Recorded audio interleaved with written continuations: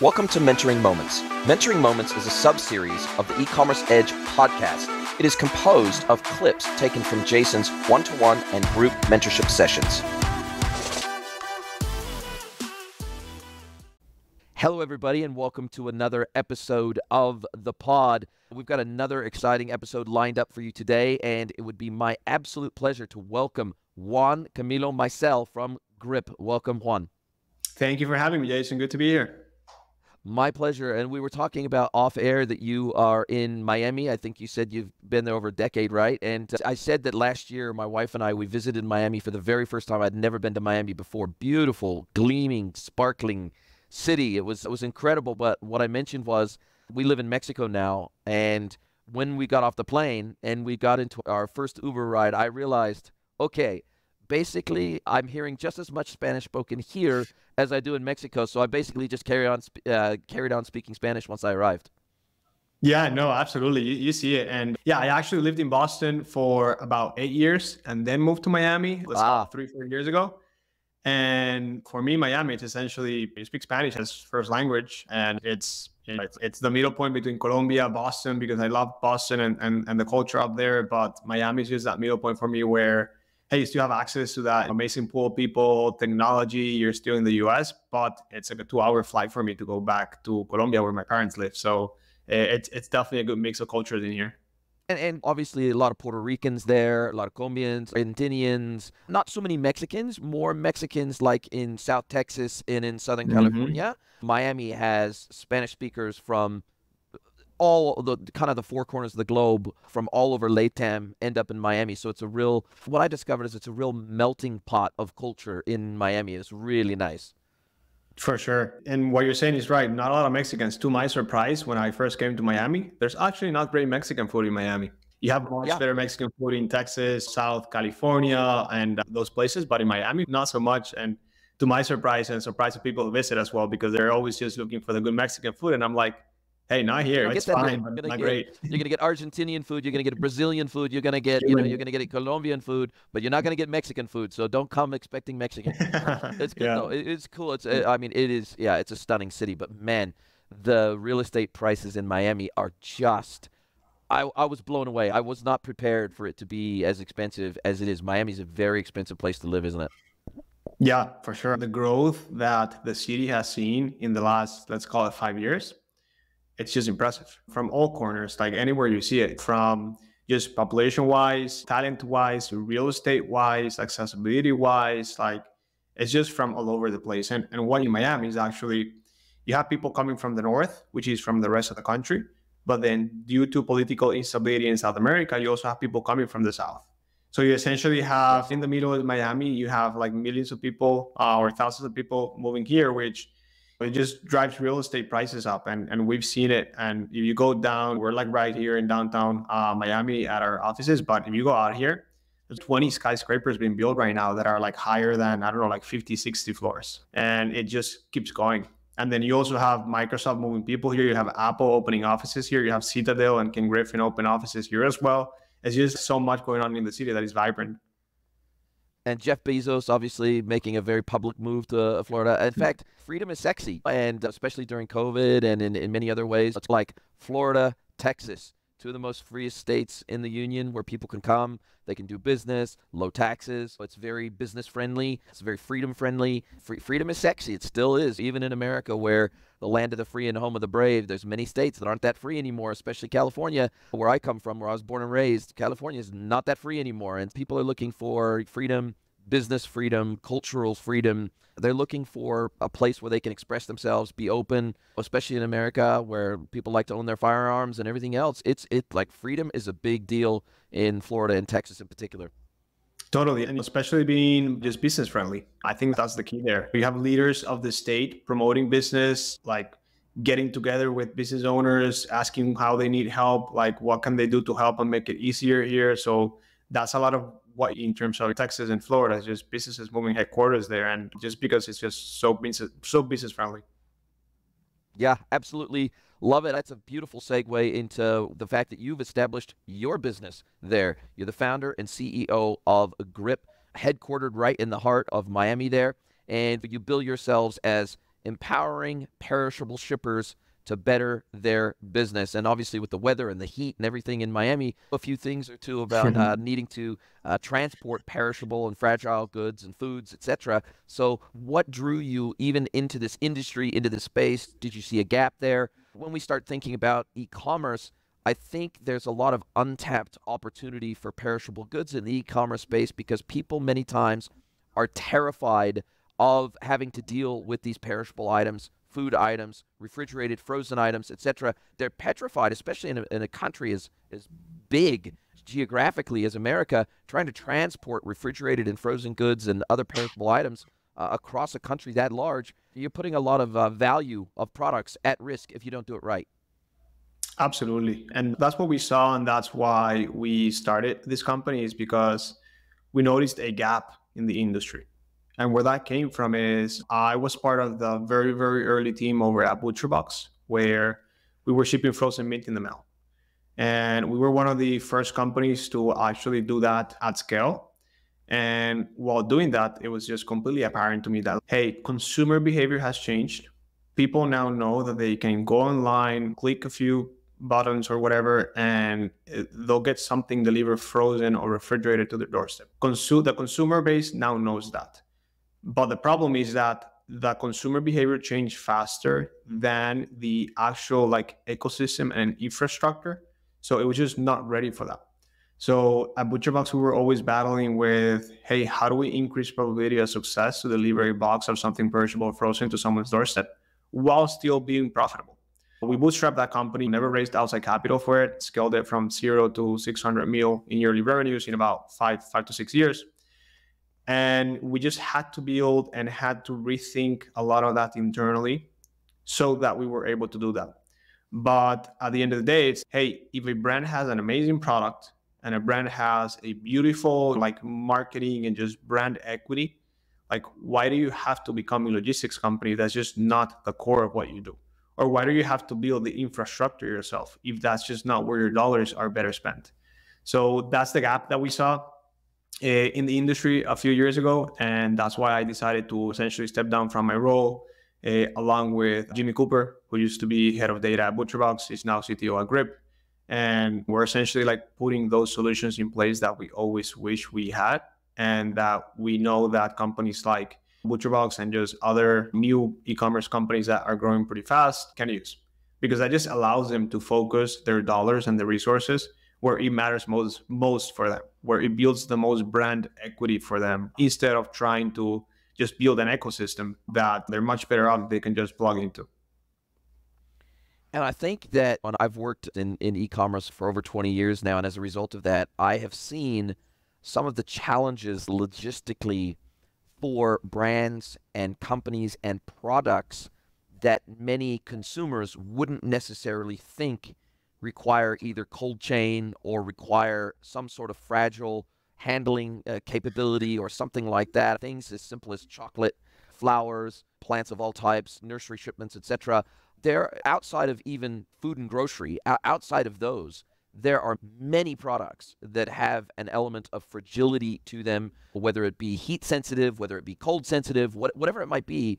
There is a huge number of verticals of products that have some element of fragility or perishability to them that require some form of customized transport, cold chain transport, etc.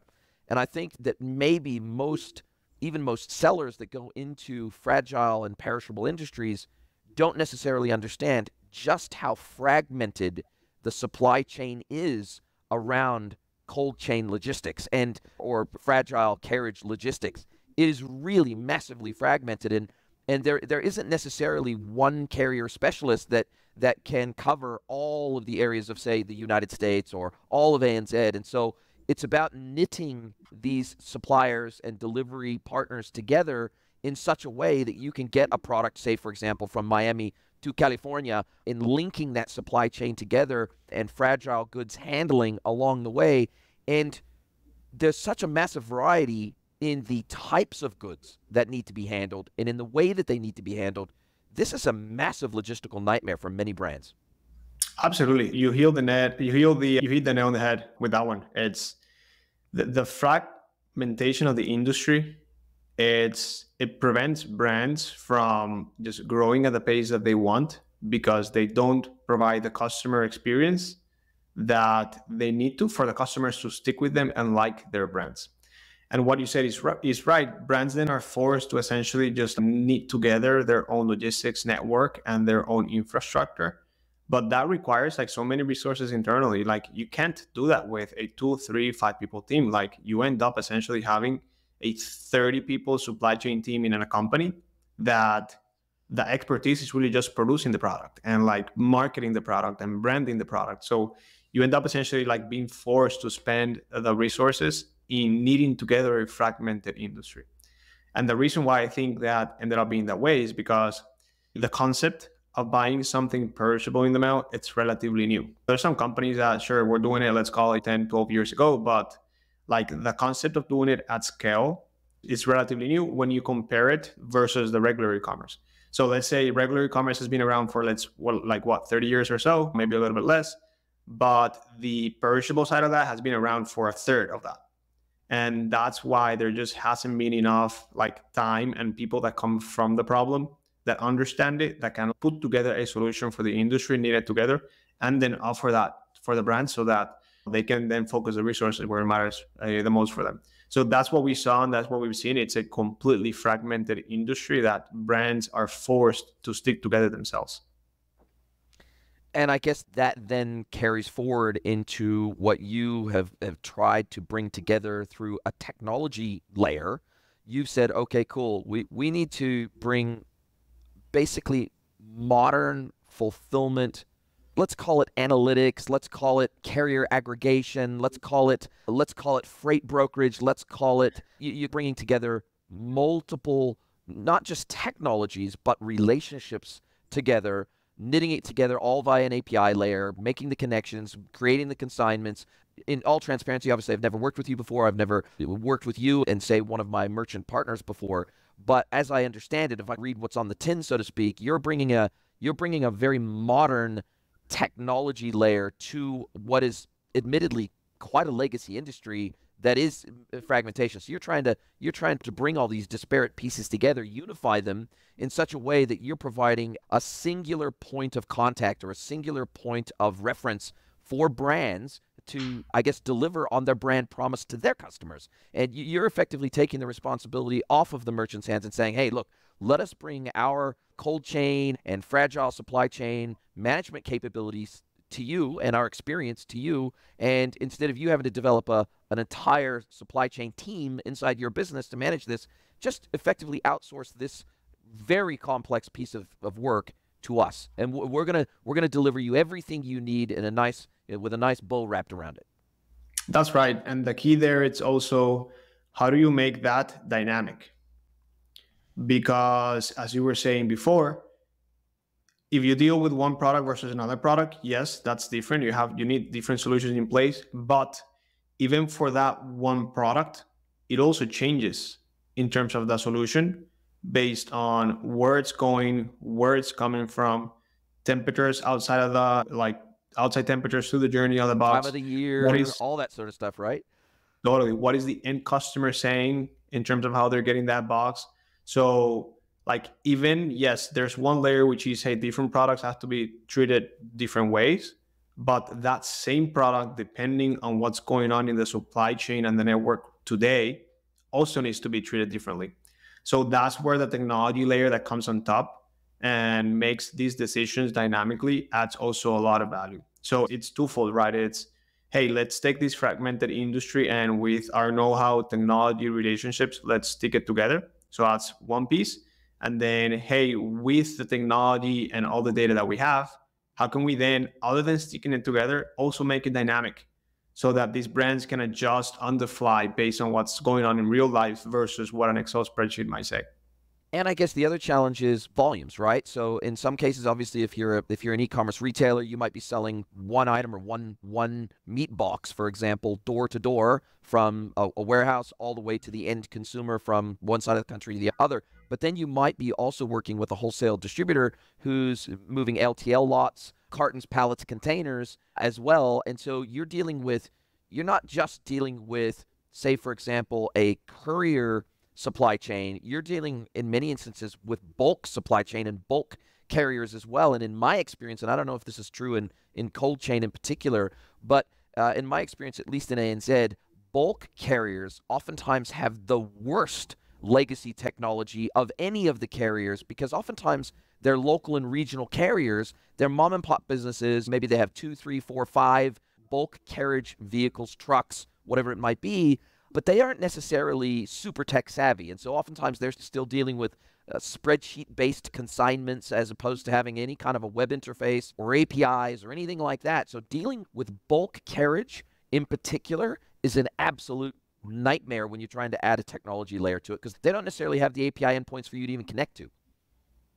Absolutely. It's when you look under the hood, logistics in the US and warehousing is an industry that for the most part still moves with pen and paper. You have the BOLs, you have everything that goes into it, and it's pen and paper under the hood. And that's the challenge that we have. It's, hey, how do we take that and we build an interconnected industry so that you now have the data points? Because if you have the data points, then you can act on it very quick. So I'll give you a very quick example of this that happened like literally 2 days ago is, hey, from our facility in Texas, we were shipping orders with a carrier, and we saw that the pickup of the order based on this, all the scans that we track had not happened yet. So we saw that the pickup carrier was delayed in terms of taking those orders and moving them into the injection sort. And we found that out proactively by essentially all the alerts that we have and all the tracking that we have internally. So at that point, essentially, if you can see that, then you can get in touch with the people that are running the sort of where the truck is going to after that. And then you can have them delay it for you and your volume so that you can then make it into sort, like, of course, before critical pull time. And then you deliver those boxes in time. But you can only really do that if you have the data, if you have the relationships, if you know the impact of what like of a day late would cost into these orders. And imagine having to do that if you're a brand. Like, it takes so much to do that in terms of resources of your people and where you're focused, and also the relationship that you have to like get into to be able to do that, it just takes away so much from these brands that if someone can do that for you with the technology, it's always going to be better because they can actually execute on it. And do you guys consider yourself a 3PL, a 4PL, a freight broker, a technology provider, all of the above? Do you work in the major carriers, the FedExes, the UPSs, the USPSs, plus all the smaller carriers that maybe specialize in cold chain, perishable, fragile goods, etc.? Do you have your own physical infrastructure, or are you really just the glue that ties all of this disparate infrastructure together through your technology layer? Or do you also provide infrastructure of your own 3PL locations, physical warehouse locations, etc., and then tap into carriers? And are you a carriage provider yourself? Or what level of depth do you go to with these services? Or is it really the technology layer that you provide? So both that technology layer and also the physical provider in terms of the fulfillment of the orders. And that's where it gets complex to a point where that's where you unlock a lot of value add, because now you can use both to essentially solve problems, add value, and bring innovation to the table. And you can only really do that if you have like your hands on the product, if you have your feet on the ground, and you can actually touch and sense and innovate with the people on the ground as well. And that's where the power of it comes from. Then we work with like national carriers, regional carriers, and then like super small carriers as well. And that's where my like dynamic comment was coming from, where, hey, a specific zip code might be serviced much better by specific carriers in different points in time. And that's where you just need to have the optionality, but then the data infrastructure to make that decision dynamically.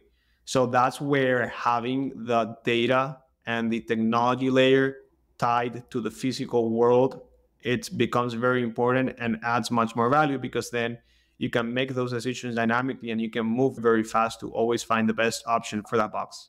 Wow, amazing. And Do you also work with and provide effectively like a real-time API to get a freight quote in the cart, for example, for the likes of Shipper HQ or some of these other real-time quoting mechanisms that plug into the likes of the ShipBobs and there's other carrier aggregators, so to speak, that plug themselves into e-commerce platform checkouts, whether it be Shopify, BigCommerce, Magento, whatever it might be, and they plug in real time, depending on the cart composition. They're going out to the carrier APIs and they're getting quotes back effectively based on the volumetric weight information, the dimensional weight, all that sort of stuff. They're basically taking all this information from the cart. They're going out to real-time APIs, getting quotes back, getting options back, getting prices back, and then presenting those to the customer so that maybe they've got 1, 2, or 3 options. Maybe it's an overnight option, a 2-day option, and maybe it's a non-premium option that's the cheapest option or whatever it might be. And then from there, they will make rules based on free freight thresholds, etc. But how do you work with merchants? Do you work with them directly, or are you effectively surfacing your capabilities through other platforms like carrier aggregators that then tap your API for carts that have flagged or tagged fragile items, for example, or perishable goods or refrigerated goods or whatever? How do you form your relationships with merchants? Is it direct, or is it via these other kind of carrier aggregators that leverage you as one supplier of carriage? So we work with them direct, and there's two main different methods of how we structure this. One of them is we take care of the full end-to-end on the back half for them. So they essentially send us the inventory, then we plug into their Shopify store. Once they have an order, that order drops into our order management system that we developed internally specifically for perishable goods. Here in this order management system, we run what we call our shipping engine, which is that every single order that drops into the shipping engine, it has dynamic decision making on it, where we're looking at the temperatures, the options, the boxes, the product, the installation, the major weather events. And that's essentially like an order management system purposely built for perishable products. We send the orders to our facilities. We send the order then to the final customer. So it's like our merchant's customer. And then we send the tracking proactively all the way back with even notifications on like when orders are delayed in transit or if we see any problems with the orders through the route. So that's one way. The other way is we provide technology to companies as well that want to do some of these on their end that are like that specific merchants. And in this case, there's a couple options. One of them is, as an example, a direct API connection with us, where they say, hey, Grip, I want to ship an order to zip code 3310 in Florida. How do I ship it? And then we provide them with that data. And then with our order management system as well, we're starting to open that up to merchants that essentially have their own infrastructure, but want to step up their game when it comes to the technology and the data layers that are used for this. But in each case, we have capabilities of doing things like, as an example, direct API connections to our merchants checkout flow, where they can tell or they can let their customer choose what the delivery date of the order is based on how long the order is going to take in transit, based on our APIs and our data. And then once we have that, we flow that information into our system, and then we backtrack or reverse engineer, hey, when do we need to ship this order by, from what facility, so that it gets to the final customer on this specific date. We connect very strongly with the merchant's technology stack so that we essentially have the full data back and forth traceability between both platforms. Hey team, I have a big favor to ask you. Please pause this episode and send the link of this episode to someone you know that you think would enjoy this content. Really appreciate you spreading the word. This is how we grow. We're not a Joe Rogan. We don't have big, massive advertising budgets, but we absolutely want to grow. We want to get the learnings from all of these episodes out to as wide of an audience as possible, and we need your help to do it. Thank you, and now back to your listening. Wow, amazing. Integrations in this environment are basically, they drive absolutely everything. So it makes sense that you need to be able to integrate. If they've got an OMS or a WMS on their side, then obviously, and I guess also the complexity comes in if they carry both perishable and fragile goods and normal goods, which you don't, I'm guessing you don't necessarily deal with the non-perishable fragile goods. And so I'm guessing that in that scenario, they would simply tag those products, the fragile and perishable items, refrigerated items, frozen items, whatever it might be. They would tag those specific SKUs with a tag of some variety, fragile, perishable, frozen, refrigerated, whatever. So that way your API would know, okay, cool. For these items in the cart, the fragile, perishable ones, we're going to own those, but the rest of them is going to go through their normal workflow, their normal order management, maybe warehouse management workflow, and we're just going to be responsible for the perishable and fragile items, not the rest of the cart. And so as long as they've tagged those SKUs with the appropriate attributes, that, okay, when this attribute is tagged against the product, this is one we're going to be responsible for, and these other items we're not, then I guess from there you can take ownership of the bits you need to own. So we have that capability on our end as well to simplify it for our customers. So when we do the full setup and onboarding, we say, okay, what's the description of all the products? What is the components of this product? What's the description? What's the perishability of the product? And then also dimensions as well. And then when we read an order, we tell on our side, hey, this is a non-perishable, this is a fresh or refrigerated, or this is a frozen item. And then based on that is when we say, okay, this is how the specific order needs to be shipped. As an example, there could be an order that is just like non-perishable, which means that the order does not require insulation, does not require refrigerant like dry ice or gel pack. So we just ship that order that way. Or we have the order that then requires the insulation or a mix of it, and then we ship the order a different way. Some orders, for example, if it's refrigerated, it ships with gel packs and not dry ice.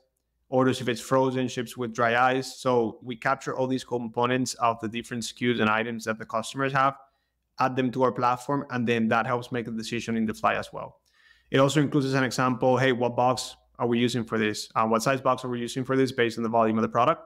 And then if we go down on refrigerant because temperatures and carrier performance allow us to go down on refrigerant so that our customers can save money, then we can also go down in box size dynamically. So we say, hey, a block of ice, as an example, if it's 5 pounds, it's 10 by 5 by 2.5 inches. So it takes a lot of volume in the box. So if you go down, then in a lot of cases, you can actually go down in the box size as well. And that saves you, of course, box materials, insulation materials, saves you a few dollars with that blocks of dry ice. But then it also saves you on the shipping cost in terms of weight, because the volumetric weight goes down. So that's what I mean with all of it being very connected, all the way from, hey, what's the actual order? What are the SKUs? What's the customer buying? And then how do we take that all the way into our platform, make the decisions, and then execute on the ground? Okay, so you can take ownership even if it's a mixed order. Some is fragile and perishable, some is not. You can basically deliver the entire order, and you will manage that based on the components of the order it's a composite order of these different goods. You can basically route that out the right way, take the appropriate amount of packaging, whether it's fragile, refrigerated, whatever. If it's not required, if it's just a standard carton, then you can still take ownership of that delivery of that entire order. You're not saying, hey, look, we're only going to take ownership of the fragile and perishable goods, and you need to connect with some other carrier, or you need to connect with some other freight broker or whatever it is for the rest of the order. No, we're going to take the entire order and we're going to be responsible for it, but we're going to treat the perishable and fragile items differently to the rest of the order. That is correct. And with our focus, of course, being in brands where most of the volume comes from the perishable side. But if we were to split that and just take responsibility for the perishable, then we would be fragmenting the industry ourselves, which is what we're essentially trying to move away from for the industry, correct? So that's why, as a byproduct of handling the perishable products, we've then started handling some non-perishable as well. The core of it and the dynamic decision-making is built so that we can do such things. Wow. And do you feel that you guys are the only guys in the space? Do you have any competitors that are even trying to take this on? Because it feels like a very big challenge to tackle, especially when you're trying to, and I'm guessing your focus, at least for now, is just within the US, continental United States, but it feels like such a large challenge to take on that I would imagine this is a massive business opportunity, and clearly it is for you guys, and you've been successful at it. But do you feel like anybody else is trying to do what you do, or are they so focused on, because I'm guessing that perishable is a relatively small percentage of the overall freight volumes, do these other major players in the logistics space, or even Amazon themselves, for example, do they say, look, this is such a small percentage of the overall freight market, that we're not going to really dip our toes in this water. We're gonna focus on the bulk of standard non-perishable freight. I guess what made you think that this was a business opportunity worth pursuing? Because it's like trying to eat the elephant one bite at a time, right?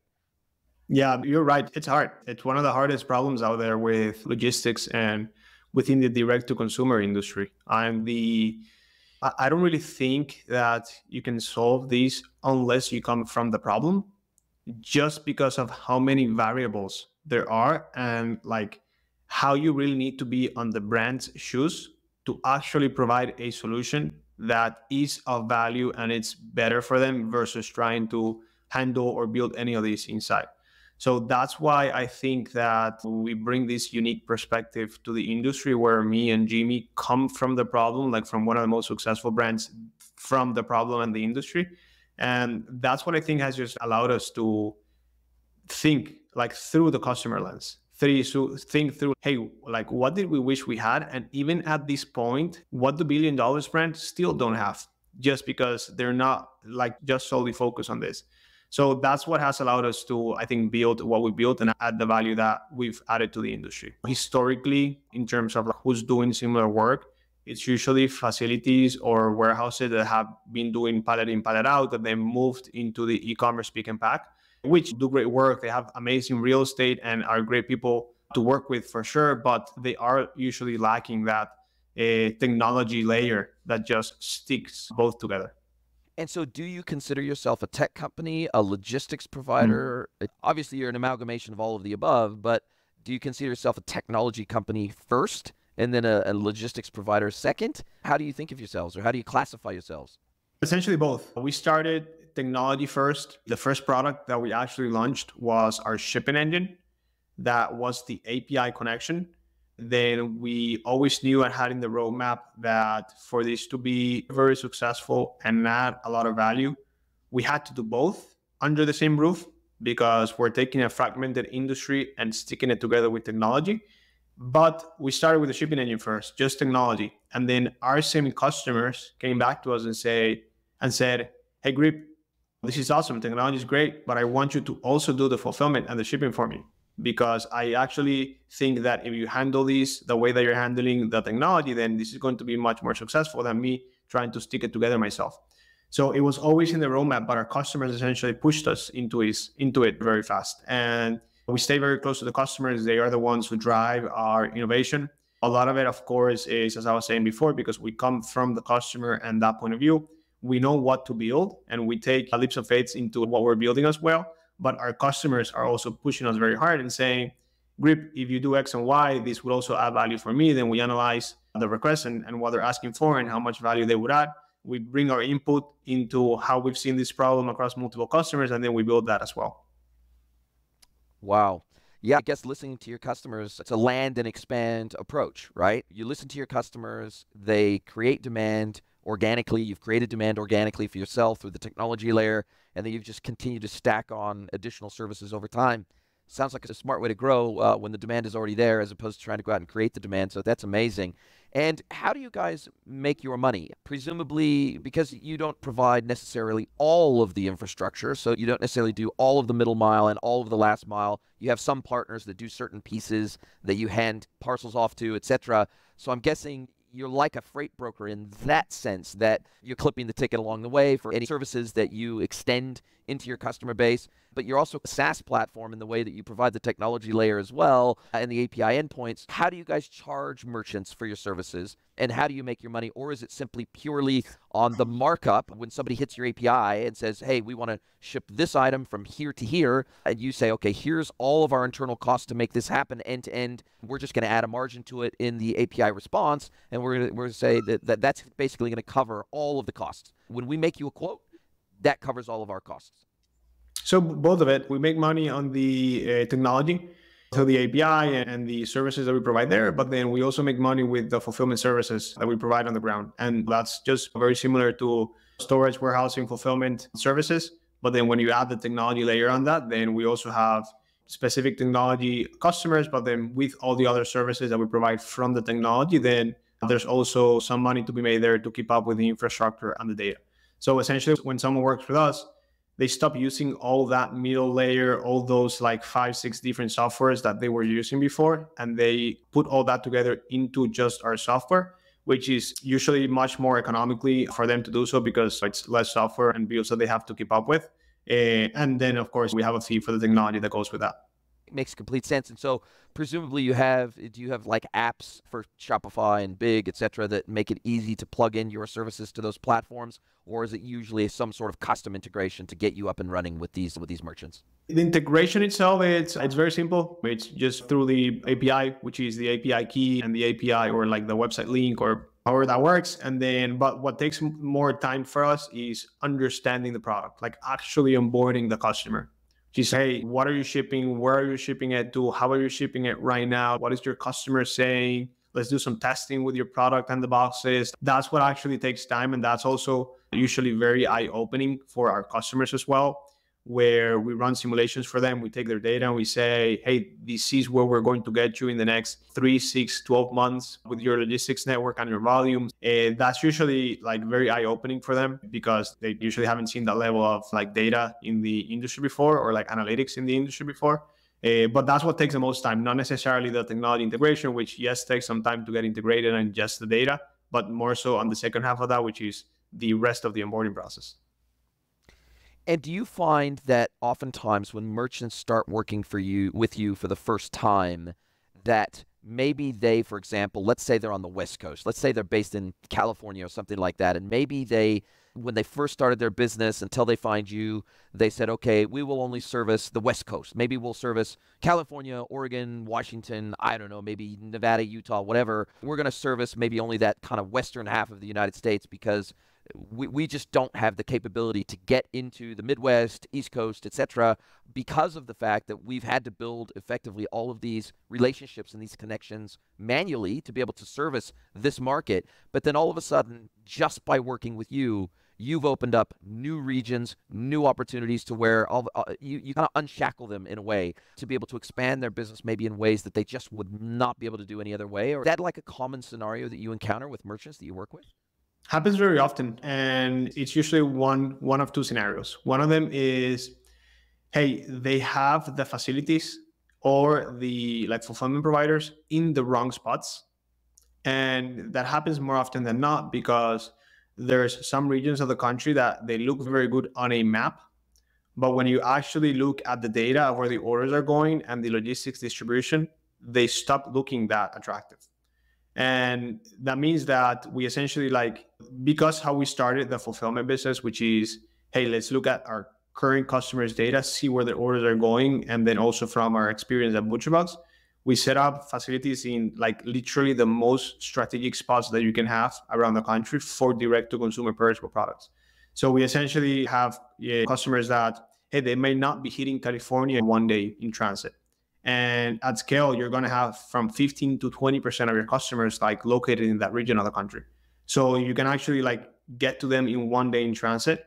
We see a direct correlation with lifetime value and time in transit after you ship the box, where the lower the time in transit, or the better the time in transit, then the better the lifetime value of the customer is. So we see expansion with essentially those regions of the country once we move our customers into where it makes the most sense for them. Logistically and where their customers are located. So that's one scenario.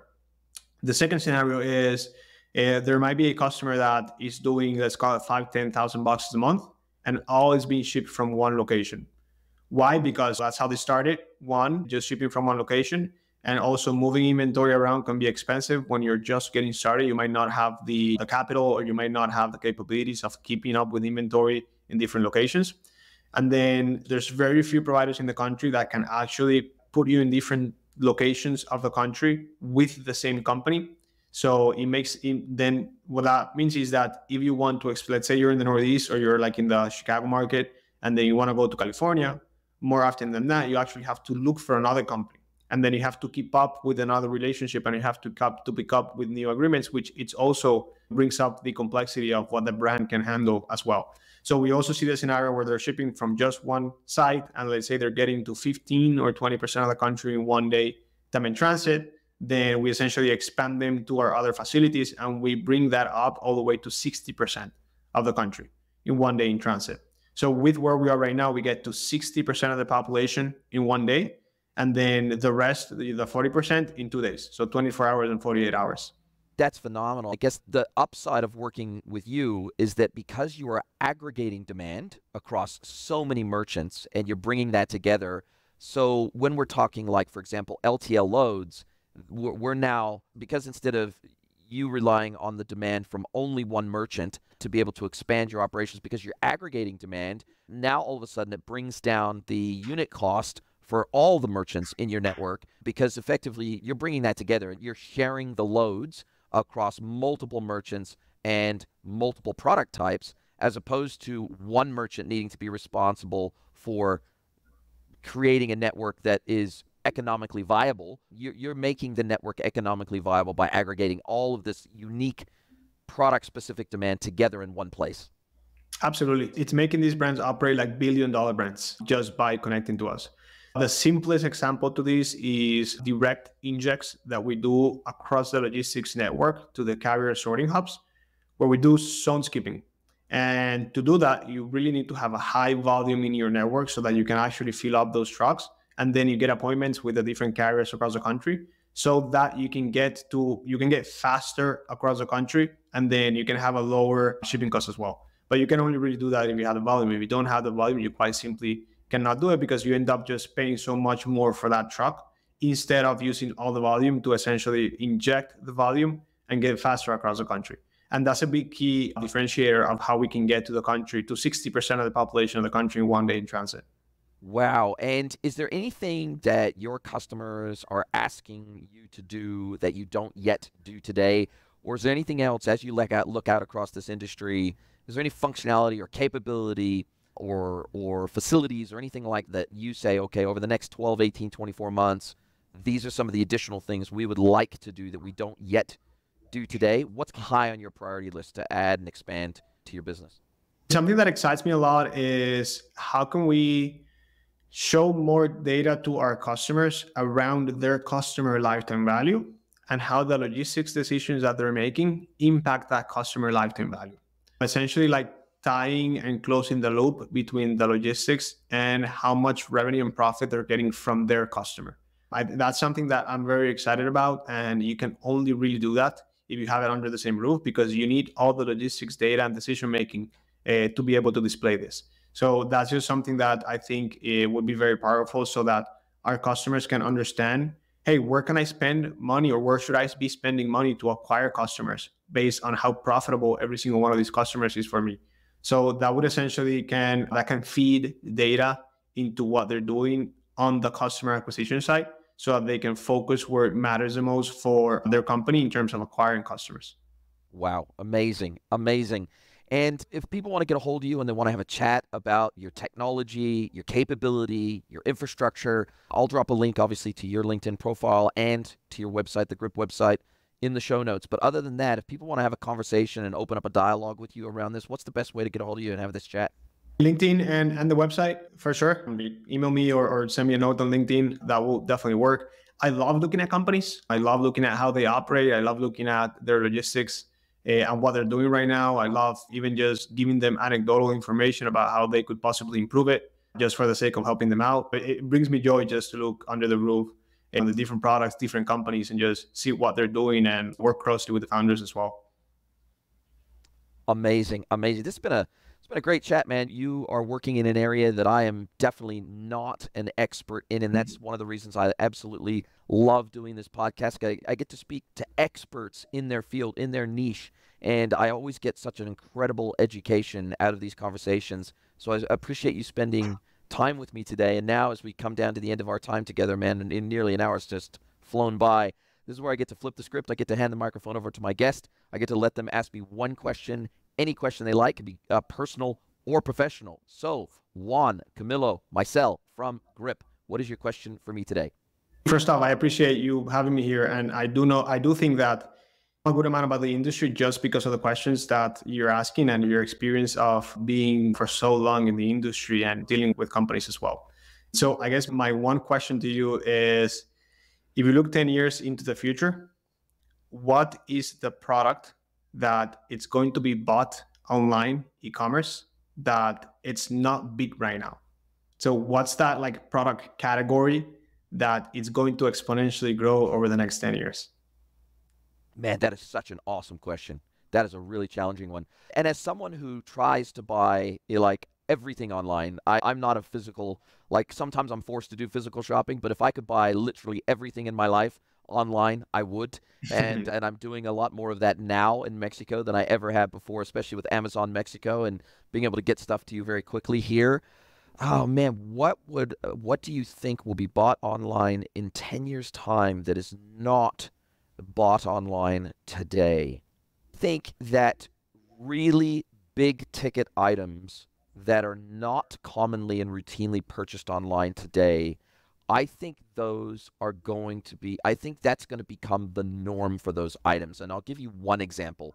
Cars, for example.